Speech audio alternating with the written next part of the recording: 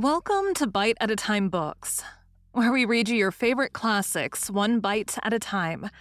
My name is Bree Carlile, and I love to read and wanted to share my passion with listeners like you. You can sign up for our newsletter at biteatatimebooks.com. You'll also find our new t-shirts in the shop, including podcast shirts and quote shirts from your favorite classic novels.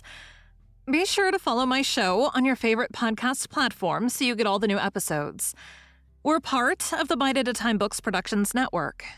If you'd also like to hear what inspired your favorite classic author to write their novels, and what was going on in the world at the time, check out the Bite at a Time Books Behind the Story podcast, wherever you listen to podcasts. Today we'll be continuing Les Miserables by Victor Hugo. Chapter 3. The Inseparable. What had become of Jean Valjean? Immediately after having laughed at Cosette's graceful command, when no one was paying any heed to him, Jean Valjean had risen and had gained the antechamber unperceived. This was the very room which 8 months before he had entered black with mud, with blood and powder, bringing back the grandson to the grandfather. The old wainscoting was garlanded with foliage and flowers. The musicians were seated on the sofa on which they had laid Marius down. Basque, in a black coat, knee breeches, white stockings, and white gloves, was arranging roses round all of the dishes that were to be served. Jean Valjean pointed to his arm in its sling, charged Basque to explain his absence, and went away. The long windows of the dining room opened on the street. Jean Valjean stood for several minutes, erect and motionless in the darkness, beneath those radiant windows. He listened. The confused sounds of the banquet reached his ear. He heard the loud, commanding tones of the grandfather, the violins, the clatter of the plates, the bursts of laughter, and through all that merry uproar, he distinguished Cosette's sweet and joyous voice. He quitted the Rue des Filets du Calvaire and returned to the Rue de la Harmarme. In order to return thither, he took the Rue St. Louis, the Rue Culture St. Catherine, and the Blancs Manteaux. It was a little longer, but it was the road through which, for the last 3 months, he had become accustomed to pass every day on his way from the Rue de la Harmarme to the Rue des Filets du Calvaire, in order to avoid the obstructions and the mud in the Rue des Villes du Temple. This road, through which Cosette had passed, excluded for him all possibility of any other itinerary. Jean Valjean entered his lodgings. He lighted his candle and mounted the stairs. The apartment was empty. Even Toussaint was no longer there. Jean Valjean's step made more noise than usual in the chambers. All the cupboards stood open. He penetrated to Cosette's bedroom. There were no sheets on the bed. The pillow, covered with ticking and without case or lace, was laid on the blankets, folded up on the foot of the mattress, whose covering was visible, and on which no one was ever to sleep again. All the little feminine objects which Cosette was attached to had been carried away. Nothing remained except the heavy furniture and the 4 walls. Toussaint's bed was despoiled in like manner. One bed only was made up, and seemed to be waiting someone. And this was Jean Valjean's bed. Jean Valjean looked at the walls, closed some of the cupboard doors, and went and came from one room to another. Then he sought his own chamber once more and set his candle on a table. He had disengaged his arm from the sling, and he used his right hand as though it did not hurt him. He approached his bed, and his eyes rested.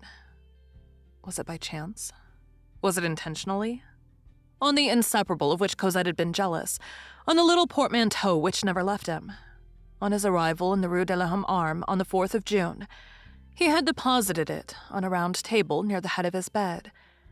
He went to this table with a sort of vivacity, took a key from his pocket, and opened the valise. From it, he slowly drew forth the garments in which 10 years before Cosette had quitted Montfermeil. First the little gown, then the black fichu, then the stout, coarse child's shoes which Cosette might almost have worn still, so tiny were her feet, then the fustian bodice, which was very thick, then the knitted petticoat, next the apron with pockets, then the woolen stockings. These stockings, which still preserved the graceful form of a tiny leg, were no longer than Jean Valjean's hand. All this was black of hue. It was he who had brought those garments to Montfermeil for her. As he removed them from the valise, he laid them on the bed. He fell to thinking. He called up memories. It was in winter, in a very cold month of December. She was shivering, half naked, in rags. Her poor little feet were all red in their wooden shoes. He, Jean Valjean, had made her abandon those rags to clothe herself in these mourning habiliments. The mother must have felt pleased in her grave to see her daughter wearing mourning for her, and above all, to see that she was properly clothed and that she was warm. He thought of that forest of Montfermeil. They had traversed it together, Cosette and he. He thought of what the weather had been, of the leafless trees, of the wood destitute of birds, of the sunless sky. It mattered not. It was charming. He arranged the tiny garments on the bed, the fichu next to the petticoat, the stockings beside the shoes, and he looked at them, one after the other. She was no taller than that. She had her big doll in her arms. She had put her louis d'or in the pocket of that apron. She had laughed. They walked hand in hand. She had no one in the world but him. Then his venerable white head fell forward on the bed. That stoical old heart broke. His face was engulfed, so to speak, in Cosette's garments. And if anyone had passed up the stairs at that moment, he would have heard frightful sobs. Thank you for joining Bite at a Time Books today, while we read a bite of one of your favorite classics. Again, my name is Bree Carlile, and I hope you come back tomorrow for the next bite of Les Miserables. Don't forget, you can sign up for our newsletter at biteatatimebooks.com. And while you're there, check out our t-shirt shop. You can look in the show notes or on our website, biteatatimebooks.com, for the rest of the links for our show. We'd love to hear from you on social media. You can find us everywhere at Bite at a Time Books.